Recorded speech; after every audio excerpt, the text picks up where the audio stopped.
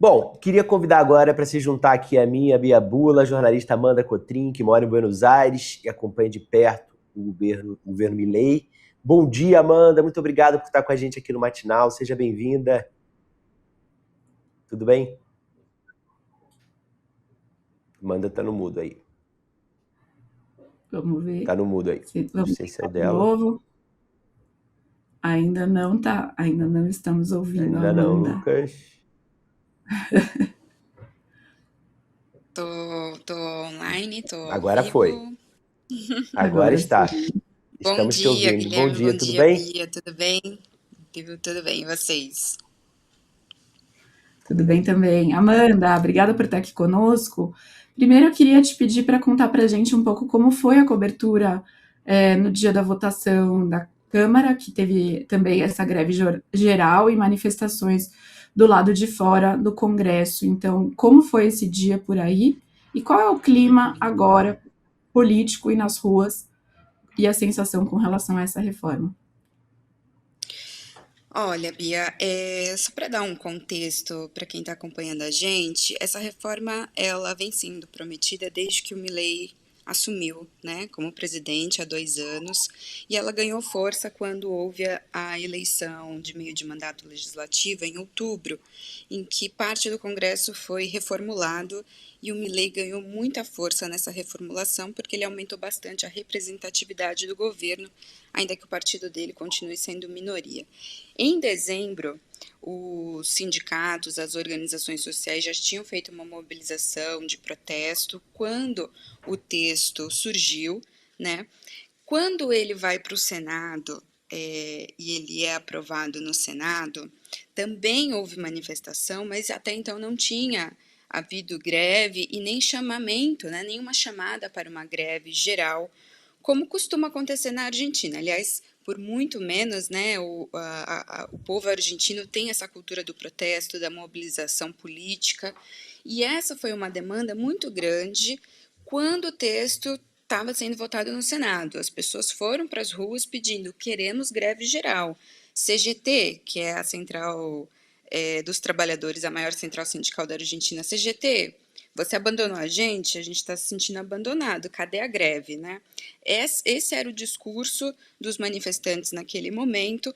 A CGT foi bastante pressionada por críticos, dizendo que a central sindical estava sendo conivente com a reforma, né, que tinha sentado para negociar, o que não é ruim negociar, mas que tinha aceitado uma reforma que era inaceitável. Então, houve uma pressão social muito forte em cima da CGT, e então, diante disso e da votação a toque de caixa, né, porque foi tudo muito rápido, né, o Milei chamou sessões extraordinárias no Congresso para ele conseguir realmente aprovar essa lei e sancionar essa lei antes do dia 1º de março, que é o objetivo dele, porque a partir do dia 1º de março começa aí o período das sessões ordinárias, né, que ele abre a sessão do Congresso e etc. Então, ele já queria que essa lei fosse aprovada antes do dia 1º de março. Então, a reforma, que é uma reforma complexa, que teve muitas mudanças, o governo precisou recuar bastante, ela é considerada, entre analistas, que ela foi aprovada de uma forma muito rápida, né, porque é uma reforma muito importante e a gente, em uma semana, aprovou no Senado, aprovou em deputados e agora volta para o Senado, já que houve mudanças no texto que o Senado tinha aprovado inicialmente, e tudo indica que a votação vai acontecer até sexta-feira dessa semana, para então o presidente poder sancionar. Amanda, a Argentina sempre foi comparada à França quando o assunto é mobilização sindical, né? Greve geral costuma ter um impacto político real em qualquer país e foi um instrumento usado historicamente pela Argentina para se mobilizar. Mas dessa vez você mesma falou, a CGT foi cobrada por ter demorado a se posicionar. Por que isso? É um sinal de enfraquecimento estrutural dos sindicatos? Foi uma coisa pontual? É reflexo desse enfraquecimento também da esquerda no país? Olha, Guilherme, é uma pergunta importante, mas uma pergunta difícil de ser respondida. Eu vou tentar abarcar todas as versões dessa pergunta, porque, assim, dentro da Argentina, a gente tem o movimento peronista, que é um movimento importante, grande. Esse movimento está enfraquecido, e os sindicatos, há muitos anos, eles vêm perdendo fôlego, mas isso se acentuou muito durante o governo Milei, né? Essa foi a 5ª greve geral desde que Milei assumiu. A CGT chegou a convocar greves gerais por 2 vezes, logo que o Milei assumiu em 2024, depois a gente teve uma greve geral ano passado, e agora em 2026. Há uma análise na Argentina de que os movimentos de sindicatos, as centrais sindicais e os principais sindicatos, vêm perdendo fôlego, vem perdendo uma capacidade de mobilização em comparação a anos anteriores. Se a gente compara, por exemplo, na época do governo do Maurício Macri, 2015 a 2019, que era um governo de direita, né, que substituiu a Cristina Kirchner, a Argentina vivia em protestos, né? E dessa vez houve uma redução significativa nessas mobilizações. Há uma avaliação de que isso se deve, por um lado, a um cansaço político muito forte na Argentina, que é efeito colateral de uma política econômica e social que realmente está sufocando os argentinos, e, por outro, tem uma política de repressão a manifestações muito significativa, que é o protocolo anti-piquete, né, que eles chamam de anti-piquete, que é o protocolo anti-protesto de rua, que você não pode, está proibido de se manifestar em vias públicas, você não pode fechar rua, você não pode alterar o trânsito da cidade. Então, isso limitou bastante a organização de movimentos, de protestos, porque sempre que o sindicato, as organizações sociais vão para a rua, elas são fortemente reprimidas. A gente lembra que vai fazer um ano, em março, a Argentina vivenciou uma das maiores repressões de rua, protestos contra os aposentados, né? A gente viu as imagens circulando de velhinhos levando porrada da polícia, gás de pimenta. Nesse dia, inclusive, um fotógrafo, né, o Paulo Grillo, ele foi alvejado por uma bomba de gás lacrimogênio. Ele ficou em estado gravíssimo, ele ainda está em processo de recuperação, né? Acabou atingindo a cabeça dele esse artefato. Então, a gente vem num processo também de muita repressão policial às manifestações e ao trabalho do jornalista também. Nesse dia, por exemplo, da manifestação e da greve geral, o Ministério de Segurança tinha limitado o trabalho da imprensa a um cercadinho. Falou, olha, se vocês saírem desse cercadinho, a responsabilidade é de vocês. Né? Querendo dizer assim, se vocês se machucarem, se tiver algum confronto, vocês foram avisados de antemão que vocês tinham um espaço específico para cobrir esse tipo de manifestação e que eles não estariam autorizados a circular no Congresso. Gerou até repúdio, né, do sindicato, a Associação também de Correspondentes Internacionais, dizendo que isso era um absurdo, porque se o jornalista não pode estar numa manifestação, como que ele vai poder relatar e cobrir essa manifestação? Amanda, e assim, queria um pouco sua leitura sobre qual que é a relação dessa reforma com o estado atual da economia argentina, né? Recentemente, a notícia do fechamento de uma fábrica histórica na Argentina, que anunciou que ia fechar as portas. Então, eu queria saber um pouco como que anda a relação do Milei com os industriais, e como que o estado da economia da Argentina se relaciona com a votação dessa reforma trabalhista hoje.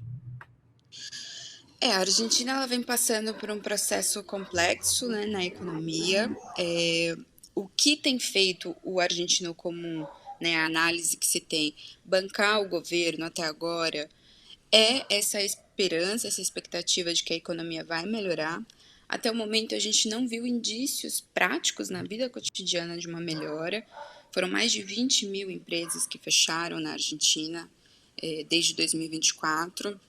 Isso segundo dados oficiais, né? Mais de 100 mil empregos, postos de trabalho que foram fechados, isso no sistema privado, sem falar as demissões no sistema público, também passaram de 50 mil. Então, você tem uma transformação econômica muito significativa. Por um lado, você tem uma informalidade alta, como o Guilherme bem pontuou, acho que chega a 43%.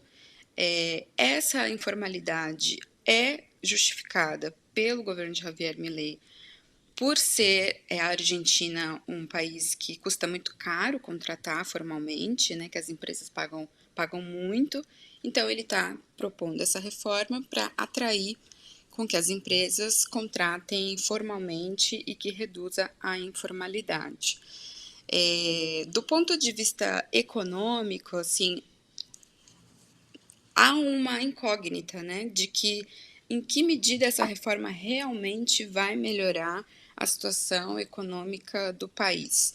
Porque o que a gente vê até agora e a análise de alguns cientistas políticos é que essa situação vai colapsar, né? Porque quando o trabalhador ele perceber que os direitos que ele tinha garantido retrocederam, aí sim é que a ficha dele vai cair e ele vai se mobilizar, né?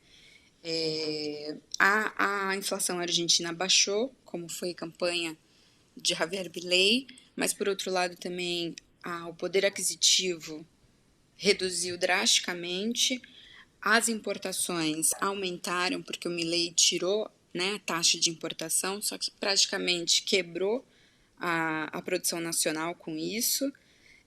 Então, a gente também está querendo entender como que o governo pretende